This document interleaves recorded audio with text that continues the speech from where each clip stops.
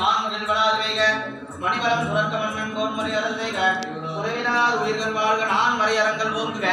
நட்டவம் வேள்விமல்க மேன்மைகள் செய்வநீதி மேன்மைகள் செய்வநீதி விளங்குக உலகமெல்லாம் ஹர ஹர நம பார்வதி பதனே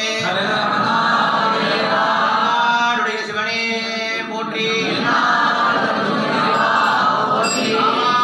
கனகத்திரளே போற்றி